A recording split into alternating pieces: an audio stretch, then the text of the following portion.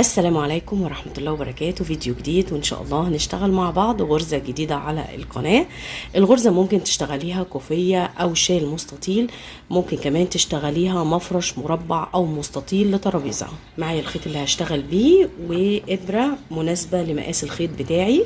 معايا طرف الخيط، وأول حاجة هعمل عقدة البداية وهشتغل عدد سلاسل بيتكون من مضاعفات رقم 10.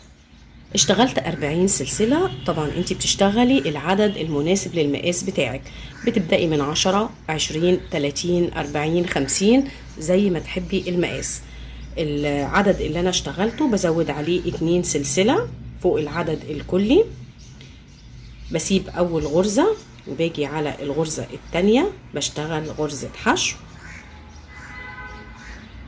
الغرزة التالتة حشو، وكل غرزة هتقابلني في السلسلة هشتغل فيها غرزة حشو لنهاية السلسلة. اشتغلت على السلسلة كلها بغرزة الحشو، كده معايا 41 غرزة حشو.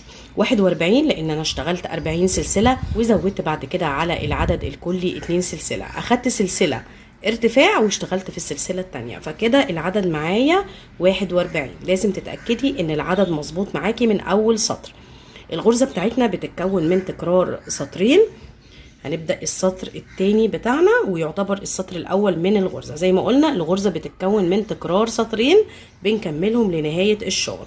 بعد آخر غرزة حشو اشتغلتها باخد سلسلة ارتفاع، بلف الشغل بتاعي، باجي في أول غرزة اللي أنا طالعة منها بالارتفاع دي وبشتغل غرزة حشو. بعد غرزة الحشو بشتغل 5 سلاسل 4 5 وبعد من تحت غرزة 2 3 4 5 وبقفل بغرزة حشو. تمام كده.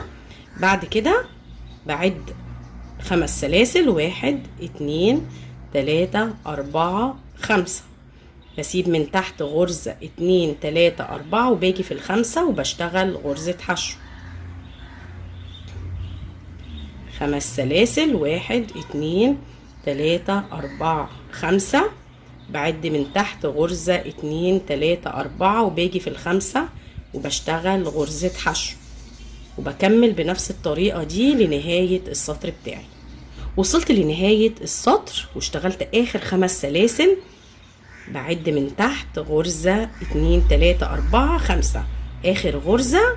كده العدد مظبوط معايا. باجي في الغرزة الأخيرة وبقفل بغرزة حشو. ده السطر الأول.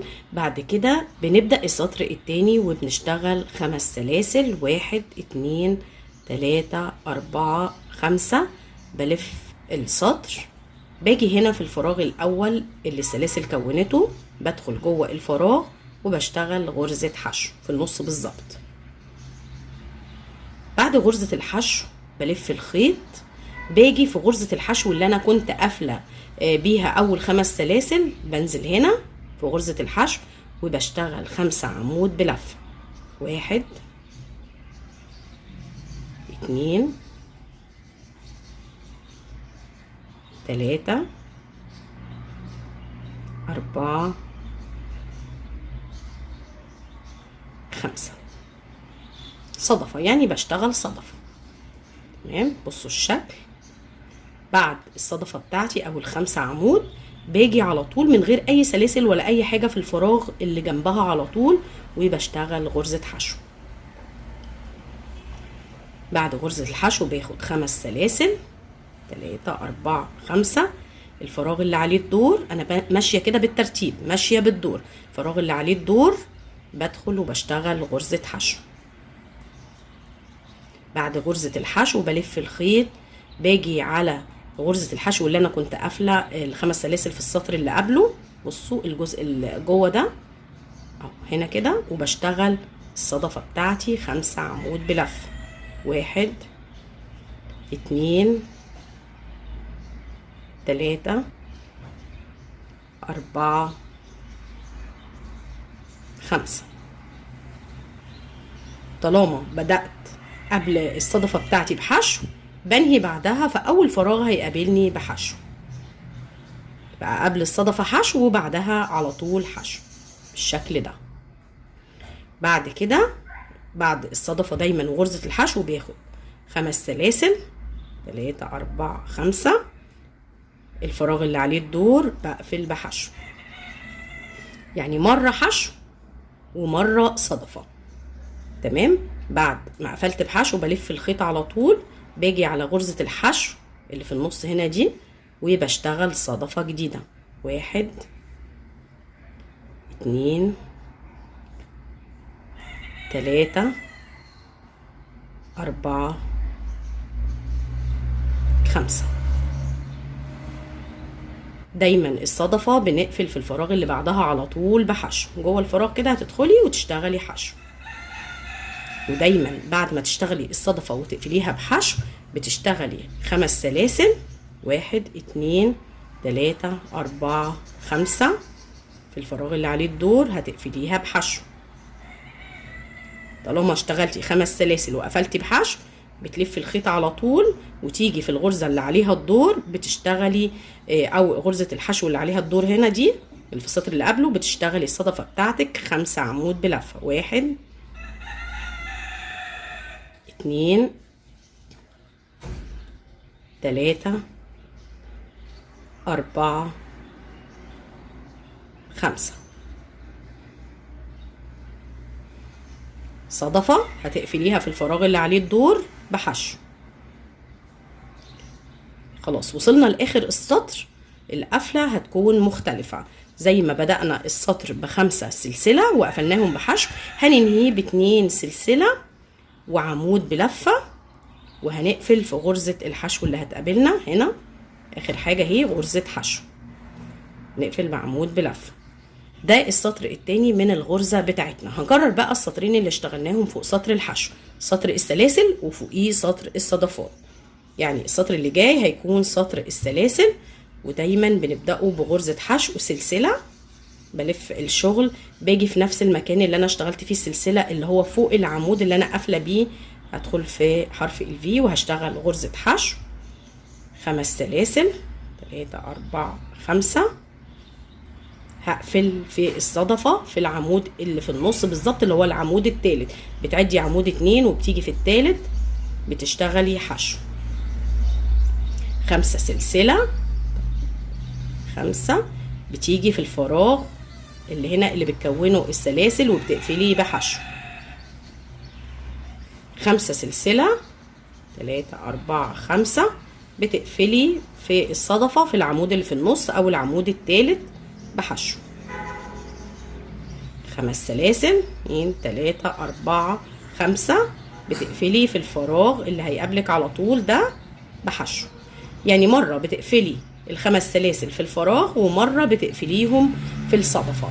ده السطر اللي هنشتغله كله سلاسل. 5 سلاسل نقفل في نص الصدفة، 5 سلاسل نقفل في الفراغ، 5 سلاسل في نص الصدفة، 5 سلاسل في الفراغ، وهكذا لنهاية السطر. وصلت لنهاية سطر السلاسل، وده يعتبر الظهر بتاع الغرزة بتاعتي. الغرزة ليها وش وليها ظهر مع ان انا بشتغلها رايح جاي، لكن عشان انا بشتغل السطرين مختلفين، سطر سلاسل والسطر اللي فيه الصدفات، فيعتبر الغرزة ليها وش وليها ظهر. سطر السلاسل ده يعتبر الظهر، والسطر اللي ناحية الصدفات ده يعتبر الوش بتاع القطعة بتاعتي. تمام. اخر 5 سلاسل وهنهي السطر. معايا في السطر اللي قبله 5 سلاسل. انا هقفل بغرزة حشو في السلسلة رقم 3، سلسلة رقم 3 من فوق او من تحت. يعني هتعدي من اول ما يقابلك سلسلة 2 وهتيجي على السلسلة الثالثة وهتقفلي بغرزة حشو. بصوا الشكل، بداية السطر زي نهايته نفس الشكل بالظبط. خلاص هنبدأ بقى السطر اللي فيه صدفات تاني. يبقى السطر الاولاني اللي فيه سلاسل، السطر التاني اللي فيه صدفات، وبنكرر بنفس الطريقة لنهاية الشغل بتاعنا. هنشتغل سطر صدفات تاني مع بعض، وبنبدأ السطر بسلسلة ارتفاع. بنلف الشغل، بنيجي في اول غرزة وبنشتغل غرزة حشو. بعد كده 5 سلاسل. 1 2 3 4 5. اول فراغ بيقابلني بقفل جوه الفراغ نفسه كده بحشو.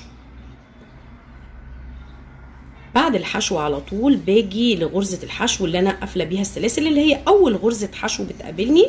بصوا اللي هي فوق الصدفات بالظبط، بلف الخيط وجوه غرزة الحشو بشتغل 5 عمود بلفة. 1 2 3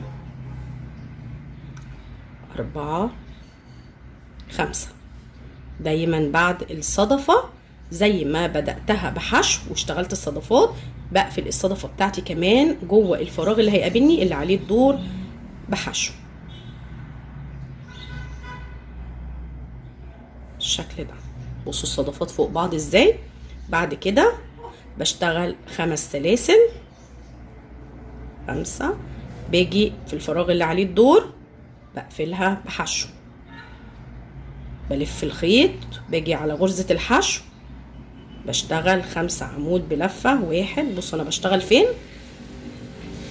2 3 4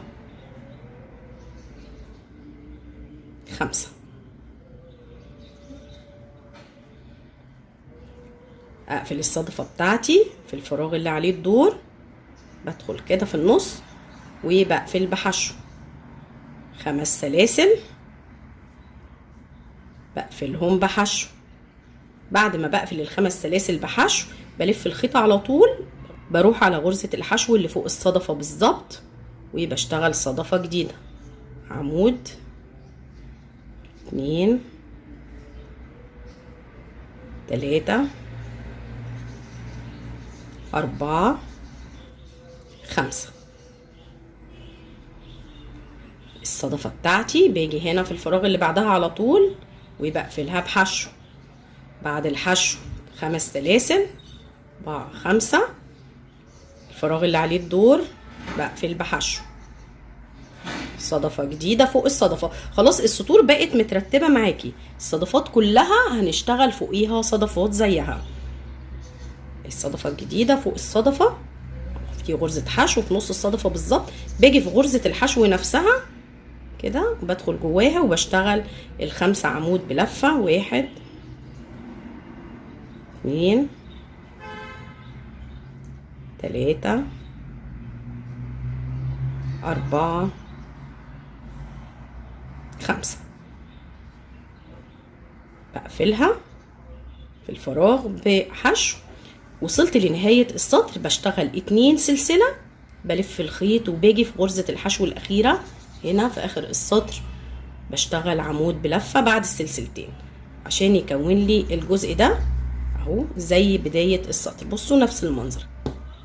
بصوا بعد كده بكرر سطر السلاسل مرة تانية، ببدأ بسلسلة بلف الشغل بتاعي، باجي هنا فوق اول غرزة هتقابلني اللي هي غرزة العمود بلفة، بشتغل حشو 5 سلاسل 4 5. باجي في نص الصدفة بالظبط في العمود التالت عمود 2 وباجي في التالت بشتغل حشو 5 سلاسل 5. الفراغ اللي عليه الدور بشتغل جواه حشو 5 سلاسل.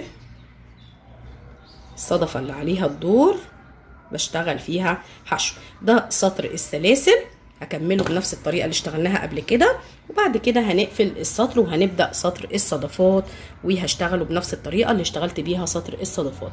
انا هكمل القطعة وهكبرها شوية علشان تشوفوا شكل الغرزة وهنرجع نشوف شكلها وصل لايه. وصلت لنهاية القطعة، الشكل وصل لكده. بصوا جميلة ازاي، انسيابية، الغرز شكلها حلو.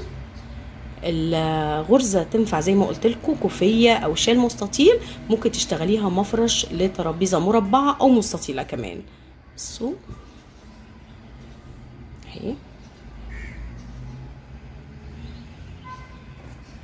اتمنى ان شاء الله ان هي تكون عجبتكم. هستنى طبعا رايكم في التعليقات، ولو عجبكم الفيديو دوسوا لايك، واللي لسه بيشوفني لاول مره وما عملش اشتراك يدوس على كلمه اشتراك او سبسكرايب الموجوده تحت الفيديو، وكمان يفعل الجرس علشان يوصلوا كل جديد من الفيديوهات اللي بتنزل على القناه. والسلام عليكم ورحمه الله وبركاته.